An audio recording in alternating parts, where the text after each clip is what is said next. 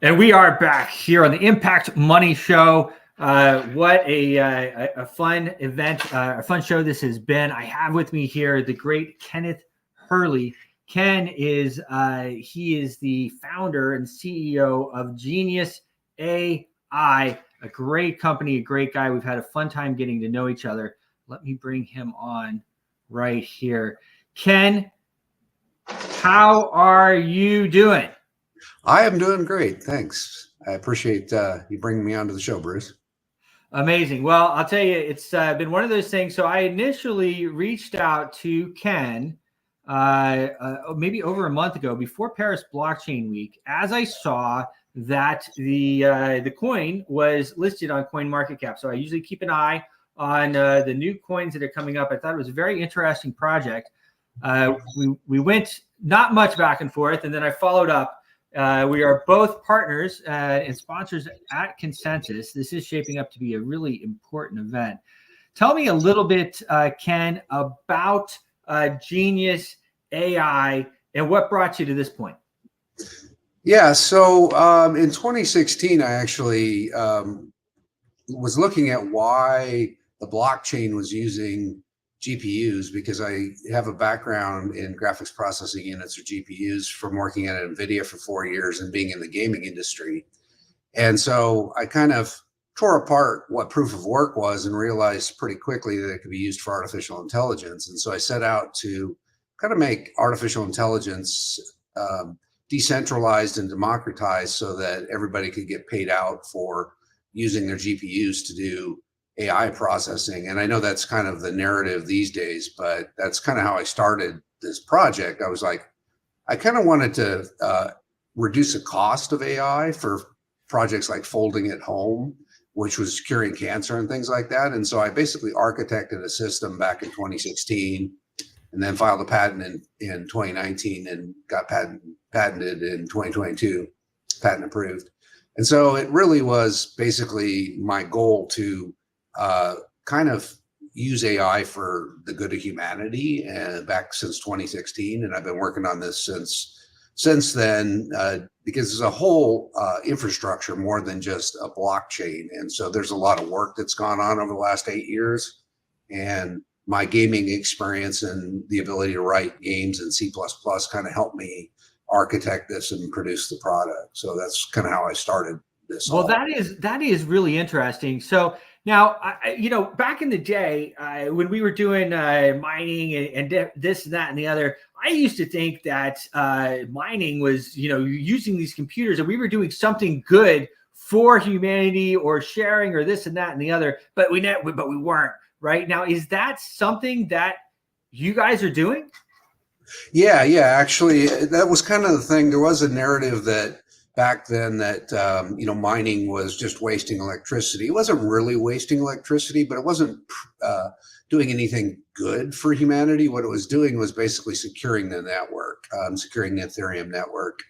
And of course, there's ASIC miners that really just only secure the network, and there's no ability to leverage those on Bitcoin. But on Ethereum, the GPUs can be used for multiple things, including rendering or AI processing and things like that. So I kind of said, well, let's build something that's like real world proof of work that had real world applications like doing AI. That way, we can actually say, hey, we're doing something good for humanity, even though it's, still doing the blockchain security part of it. We're also doing AI on the blockchain at the same time, or on the proof of work systems at the same time to really do something good for humanity. So my project brought that into being basically for, like you said, to actually have a real world good use for the blockchain and the proof of work stuff.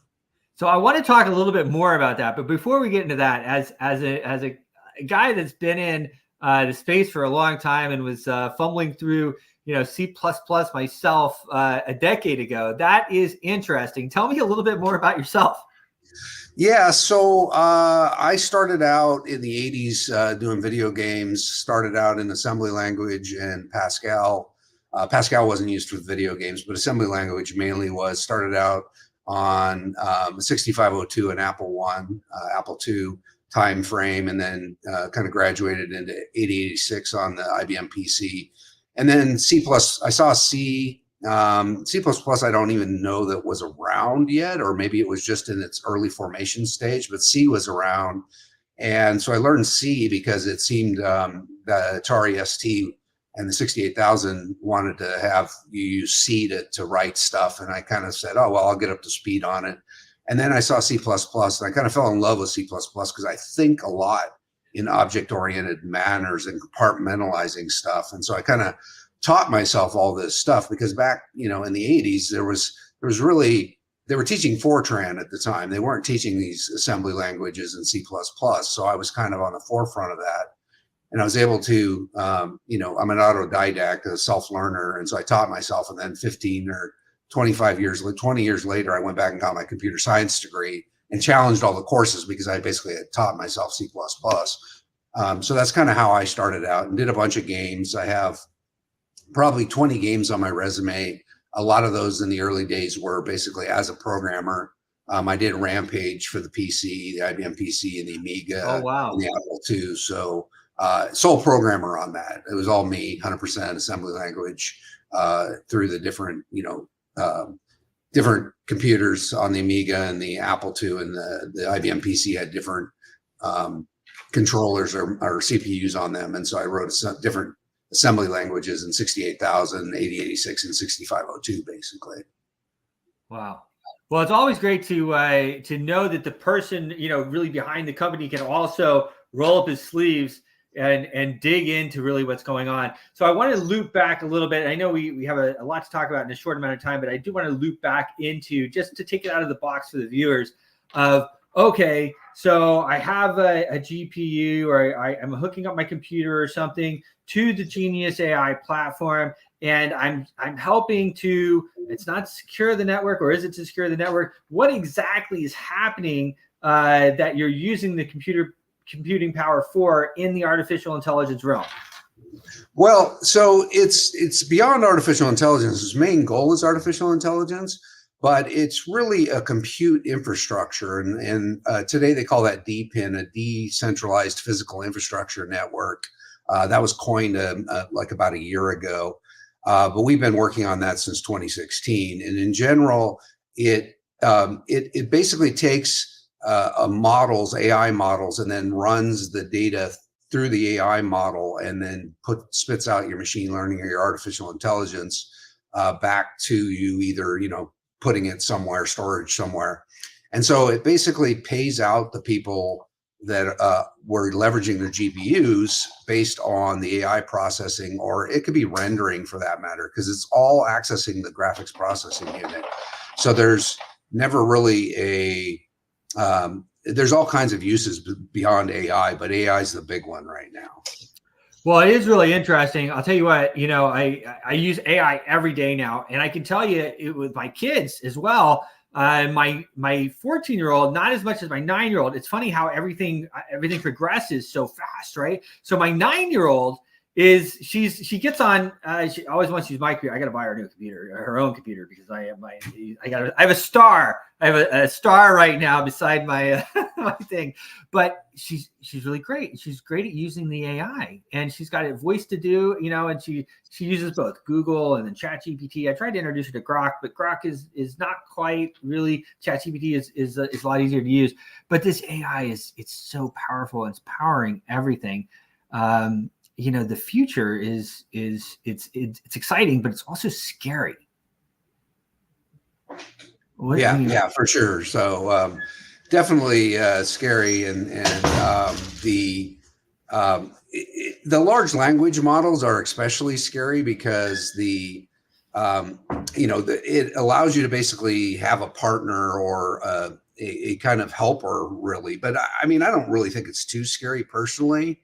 I've been in this space, and of course, it's a hammer can be scary, right? A hammer is a tool, and you can use it for good or you can use it for bad.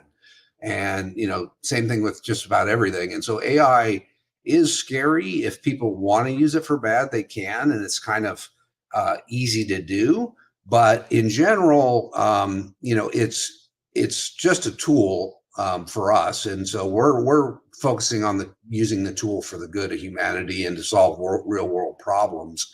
But the stuff that your daughter's using are kind of one really tiny slice of AI. I mean, they're large language models that, basically pull in a bunch of words and a word salad and then, unfold it for you and analyze what you need to give you a response. And it's not always correct. I mean, I've ran into that several times. I wrote an article on LinkedIn about it not being correct. And so you kind of have to know what you're doing. It's a helper, and it's a good helper, and I use it quite a bit, but it can lead you down the wrong path sometimes. Well, there's no doubt about that. And, one day if, I think a lot of these AI programs have built, they built models of us. I know Grok and I on X have had quite a few conversations. I've had to set Grok straight a few times. Well, I'm really looking forward to learning more and using it. I know you're speaking on stage at Consensus, as well as there's this impact portion of it. Let's talk about that in a minute. But talk about your presentations or your panels and what you're doing at Consensus. Yeah, so we have a booth there. I think it's 841 is the booth number. And two of the talks that we're doing is basically on AI, but I came from the game industry, as I discussed earlier. And so one of the other thing is Web3 gaming. And we've kind of modified or really enhanced our AI to actually execute but while you're playing a game. And so it's kind of this unique proposition, because I came from the game industry, that you can actually play a game and at the same time we'll do AI processing in the background, and so you'll get paid while you're playing the game. So we kind of made this monetization channel for game developers where they no longer have to put ads in their game or anything like that, but they can just use our system, and then they can pay out the player and themselves for that AI processing for the use of that GPU. It kind of fits another narrative that's kind of in crypto, and that's RWA, real world assets, because we're tokenizing the GPU resources and the electricity of the GPU and the just the GPU itself into a real world asset, tokenizing that, and then paying out for the usage of those assets, basically. That is amazing. So you've been working at it for a number of years now. This Consensus event, I'm telling you, this has turned out to be I think it's the most important event.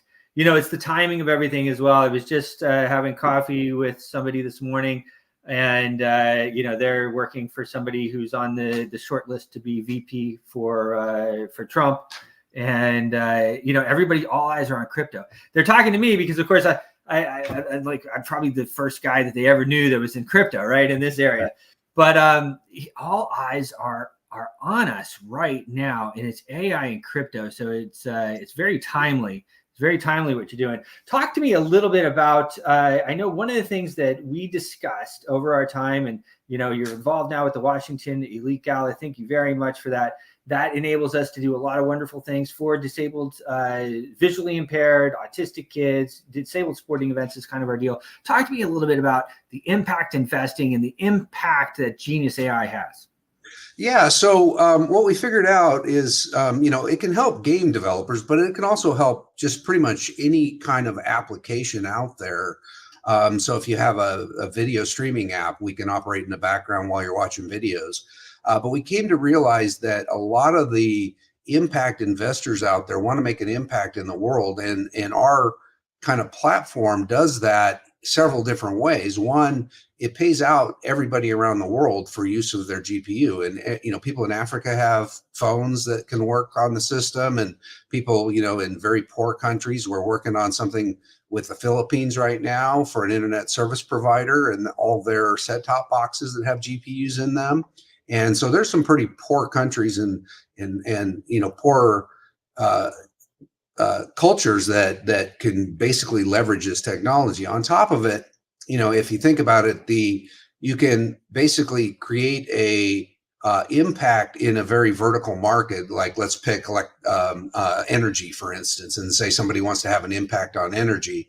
Well, you can basically use the AI to analyze energy usage across different platforms and then pay that AI processing payments out to the people that are using your electricity. So you can have an impact in any kind of vertical you can think of, just long as there's some need for AI in that particular vertical. And so it kind of all rolls together, and we provide kind of this GPU cloud infrastructure for everybody to utilize at a 1,000th the cost. So it really enables any kind of impact investor that wants to have an impact in anything, hunger, food, because you can, health for that matter. If you had, if you have somebody playing a game and they're earning tokens during the game, they can turn around and use those tokens for health right from their phone. And that's the beauty of blockchain integrated with AI and the impact that we can have across the world in different verticals. So it kind of turned into this. I never thought about this, 8 years ago when I started this, right? It just happened that people were like, hey, could you use it for this? And I'm like, yeah. And then they start talking to me, what about the AI part of it? Can we use it for this? I'm like, wow, that's really interesting. And so I kind of realized just how easy it is to integrate impact kind of investing into our ecosystem pretty quickly, because we focused on the AI part of it. And so you can utilize that to have an impact in all kinds of different areas. Amazing. Now, do you know the timing of your panels or talks at the moment? I don't. There's two of them, in one on Web3 and one on AI. And it's not, I don't know if it's a panel. I think it's a secondary talk that I have during Consensus during the day. But we also have the Washington Gala, of course, on the 30th with you. And then we have an after side event on the 29th from 6 to midnight. There's an after party, but we're talking about the Web3 stuff too. And we're the sponsors of that project also, or that after event. And so we'll be talking there to give people information about all this and kind of talk about how this can have an impact an impact on the world, but good for impact investors too. Well, and this is what Consensus is. It does, right? You're going to have access to a lot of people. You're going to have access to people, including Ken Hurley here with this project. I'm super impressed by the project, as well as Ken's family man, and all these things that you would expect from somebody in his position. And it takes time to put these things together. What is your main goal? What makes Consensus a success for you? Well, we want to show off the technology. So it's very, very close to testnet. And so we're going to do a demo at Consensus showing like a game playing, and then some other person analyzing a picture, basically to analyze like where it's kind of an face analysis system, or joint analysis actually. And we'll be running that and then showing that like while you're playing the game, you're doing part of the work. And then this other node is just sitting there showing the pictures that are being analyzed. And so that's kind of for our booth. We have a booth there, 841 again. And then that kind of allows us to show off that the technology works and is very capable of being what I really call a dynamic DPIN, because most of the other DPINs that are out there, the decentralized physical infrastructure networks, you have to have a node at home, this high-end GPU static node. And we're completely decentralized, and we run on every platform. Coming from my game industry experience, I used to write games for every platform. So this is cross-platform. It works on iOS, it works on Android, it works on Windows, it works on Mac, and it works on Linux, and it will work on IoT devices. And so that's why we can have an impact in so many different areas, because we work on every single device out there. We have a deal with the Philippines company called NextLogic that's basically using their set-top boxes that they have where they're streaming video, and they're going to be using Genius to basically pay out all the users of the internet service provider. And he has hundreds of thousands of users. So we have hundreds of thousands of nodes in our network already. Wow. that will launch when we launch. So it's pretty big. That's huge. I mean, and just to for the lay people out there, if you have 100,000 nodes, that makes your network very, very strong. And if your network is very, very strong, then that means that people's investment, for lack of a better word. It is an investment, but we're trying to use other things. Is their what they have in there? Their assets are very strong as well. Well, hats off to you, Ken. It has been an absolute pleasure. I just did a quick search. It's GNUS, and they do GNUS. You can see right there, Genius, but GNUS.ai is the website. GNUS AI on X. They're easy to find. Ken's easy to talk to. Thanks so much, Ken. Yeah, thank you.